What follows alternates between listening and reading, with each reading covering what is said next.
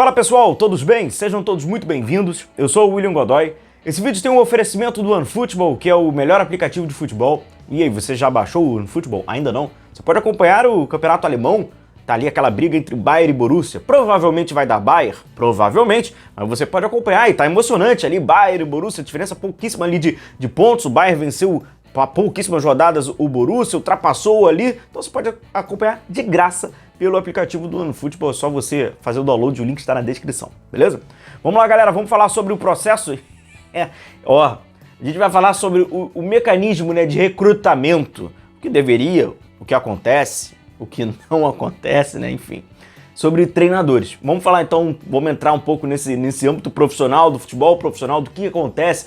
Então, William, é por isso então que tem 7 técnicos em 4 anos, é de 6 meses. Vamos passar um pouco sobre, para vocês entenderem, né, um pouquinho sobre essa relação dessas contratações. Vamos entender um pouquinho esse mecanismo, né, de recrutamento sobre esses técnicos, passando obviamente pelo Flamengo. Pedir só para você deixar o seu like, que é importante, também se puder compartilhar com o amigo rubro-negro, para ele entender um pouquinho desse mecanismo. Se ele quiser se inscrever, ótimo, seja muito bem-vindo. Se não rolar dessa vez, agradeço também a força, mas compartilha aí para ele saber um pouquinho. Então a gente vai falar sobre esse mecanismo de recrutamento, que para começar, essa primeira, digamos, essa abordagem, e aí passa pelo Flamengo e por vários clubes, passa por uma abordagem, né, como inicia esse mecanismo, né, uma abordagem no contato telefônico, né, ou posteriormente, né, uma reunião presencial.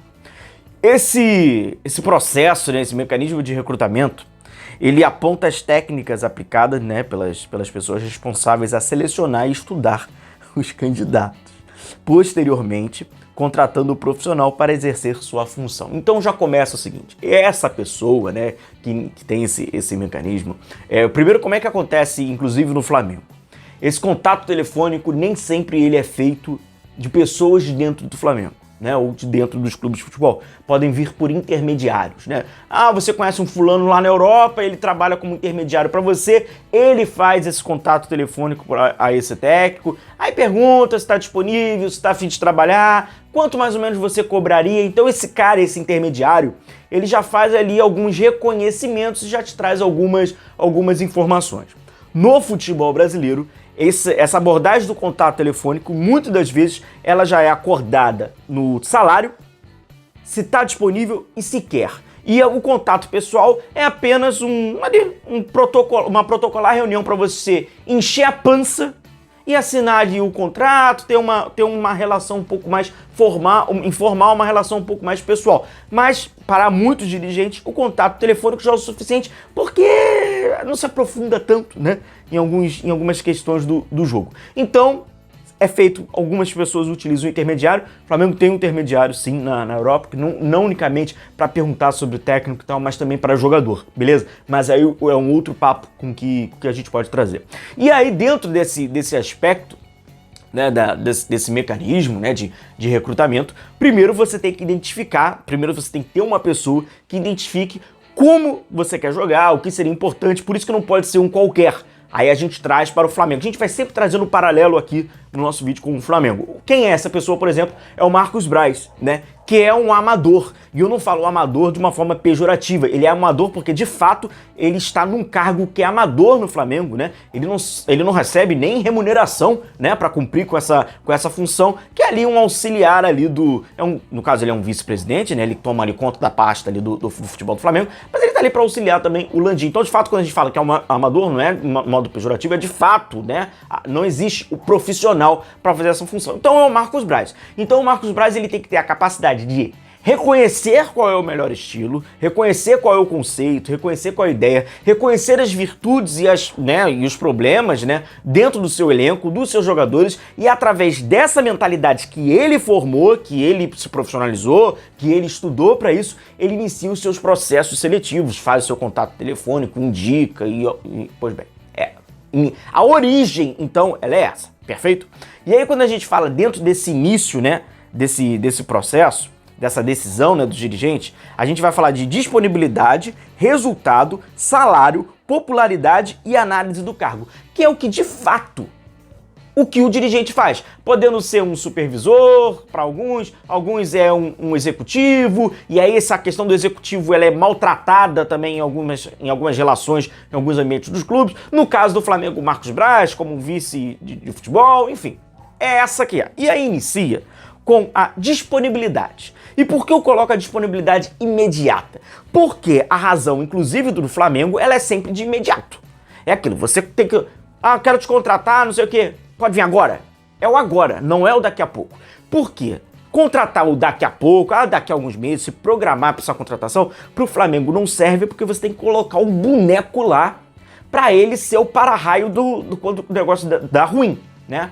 O Marcos Braz fica escondidão ali atrás e tem que ser agora. Não, eu não posso agora, só daqui a 3 meses. Não pode, amigo. Você tem que ir já no próximo domingo, porque tem que ter algum incompetente ali na beira, senão vai sobrar para mim, meu camarada. Entendeu? Então assim, né, informalmente a gente vai explicando aqui para todo mundo entender como é que é a dinâmica. Então tem que ser agora. Então, disponibilidade imediata. Isso, grande parte dos clubes brasileiros, 99%, é disponibilidade imediata, porque o cara já tem que assumir logo. Resultados, e eu boto os recentes. Resultado recente mesmo, assim, o mais breve possível, o mais próximo possível. Por quê? Se não exige um estudo, né, de assim, você tem que, vai pegar muito tempo do cara, como é que são os resultados dele, isso vai ajudar na questão da popularidade, que a gente vai falar um pouquinho mais à frente, como é utilizado ela. Então, resultado imediato, pesquisa simples, rápida, você vai lá, dá o Google lá e o cara já sabe, resultado imediato, essa não tem mistério. Salário, que eu boto entre parênteses e em aspas, que é visto como despesa, que é onde o dirigente fala assim, não dá. Eu quero um fulano de tal, mas um fulano de tal é caro, eu quero mais barato. Por quê? É visto como custo. Salário de técnico, para muitos dirigentes, é visto como despesa, é visto unicamente como custo. O famoso, não dá para poupar não, me dá um mais baratinho aqui, porque aí eu posso pagar aquele medalhão lá, porque é mais interessante para mim eu contratar um jogador muito caro, um medalhão, do que contratar talvez um técnico, né, que tem um salário alto, mas comprovadamente ele é competente, porque assim é melhor, né, jogador, tal, a gente, vamos gastar, vamos poupar ali para gastar bastante aqui. Então é visto como despesa, isso acontece também muito. E agora vem o popularidade. O popularidade ele é ótimo. O popularidade primeiro que se usa grande parte da imprensa para ajudar nesse mecanismo de popularidade. De que forma? Fazendo praticamente não apenas uma campanha, mas fazendo praticamente você consegue fazer uma pesquisa. Você faz uma pesquisa extraoficial. Como? Vazando o nome. Vazou o nome. Vamos trazer agora. Tite, vazou. Vazou é aquela vazada escancarada, que todo mundo sabe. Vazou. E aí você faz uma pesquisa. Dentro dessa pesquisa você faz o quê? A popularidade. Então você vai ali medindo a popularidade. É um recurso que os caras usam muito também. É aquilo. Mas é a popularidade pelo estilo? Não, é popularidade mesmo. Como é que é a resposta? Isso acontece em contratação de jogador e com contratação de técnico não é diferente, muito pelo contrário. E no final, a análise do cargo, né? Que você analisar ali o técnico, analisar ali o cargo, etc. Agora vamos para a realidade. A questão de você pedir a disponibilidade imediata, de você desconhecer o treinador, é aquilo, você vai... e tem uma questão importante na análise do cargo, que é mais uma análise do cargo com um subgrupo, né, pessoal. Você é o quê? Eu sou o retranqueiro, é o defensor, é o ofensivo. Jogo ofensivo. Gente, isso aqui a gente trata, vocês lembram da entrevista...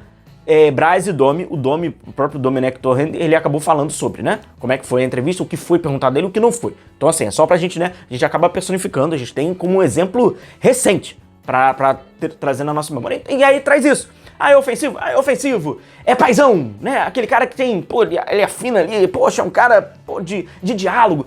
Ainda traz esse estereótipo. E metodologia não é discutida porque não é reconhecida. Processo de desenvolvimento de categoria de base, processo de desenvolvimento, né, de jogadores mais jovens, não é debatido porque não é reconhecido. Então o que acaba sendo reconhecido é resultado, popularidade, salário e uma análise bem superficial. Isso não é exclusivo e único do Flamengo, não, muito pelo contrário. Isso está enraizado dentro do futebol brasileiro, basta a gente conversar, entrevistar treinadores que o processo ele é o mesmo. Desde o inicial ou já protocolar contato telefônico por um intermediário até mesmo essas relações dessas perguntas mais estereotipadas que propriamente elas são bem superficiais. O que trata, obviamente, que a gente vê no Flamengo. Acontece isso. Não é à toa que o Flamengo não tem essa convicção e não tem por onde ter. Porque, primeiro, a origem de quem tem que ter convicção desconhece. E em seguida, você contrata de uma forma, né, vai motivada muito pela razão do agora. Então, realmente, quando você tem um par de resultados ruins, ou enfim, o processo aparentemente ele não vai evoluindo, ou você ali não sabe bem, existem relações conflituosas entre grupo e técnico, desde ideias, conceitos de jogo, você fica ali à beira ali de uma situação que você desconhece. Então um navegador perdido, ele vai recalculando rota o tempo inteiro. É basicamente o que o Flamengo vai fazendo. Então, a origem. Então, mostrei aqui para vocês um pouquinho desse processo, desse mecanismo, né, de recrutamento. Ou não, né? De que acontece não apenas no Flamengo, mas no futebol brasileiro. Mas o importante é que a gente vê embaixo dos nossos olhos o que acontece no Flamengo, não é isso? Um forte abraço a todos vocês, continue se cuidando. A gente vai se vendo por aqui, um grande abraço e tchau, tchau.